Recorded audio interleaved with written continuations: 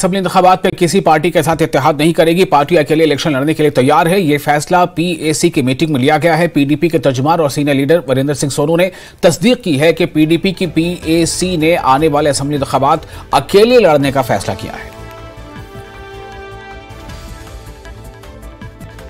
आपकी political affairs committee की कल मीटिंग हुई, उसमें दिग्गज नेता आपके जो थे, आप क्यों ये कह रहे हैं, पीडीपी को क्यों लगता है कि आप अपने दम पे चुनाव लड़ सकते हैं और फिर जीत भी सकते हैं?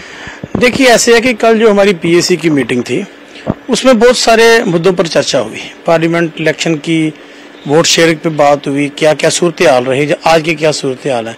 भाई, पीडीपी तो पहले भी अकेले लड़ती रही है। हमने पिछला पार्लियामेंट इलेक्शन भी पहले लड़ा है, तो जो हमने लड़ा है वो हमारी कारगुजारी आपके सामने है कि हमने कितने % वोट लिया, कितने वोट हमें मिले, कितनी सीटों पर हमने लीड किया। तो उन सबको सोचने के बाद देखिए, मैं पहले भी, आपको याद होगा, पार्लियामेंट इलेक्शन से पहले भी हम कहते थे कि हम हर सूरत हाल के लिए तैयार हैं।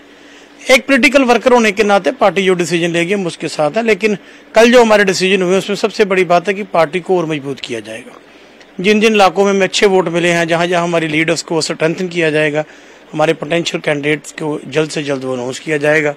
और तीसरी बात यह है कि पीडीपी अकेले अपने दम पर चुनाव लड़ भी सकती है और सरकार भी बना सकती है। हमने करके दिखाया, आज की बात नहीं मैं कह रहा हूं, हमने जब पार्टी बनी हमने तब भी करके दिखाया था। तो लोग, पीडीपी लोगों की जमात है, जो लोग फैसला चाहेंगे वो हम करेंगे। तो पार्टी को स्ट्रेंथन किया जाएगा, तो जो लीडरशिप का फैसला उसको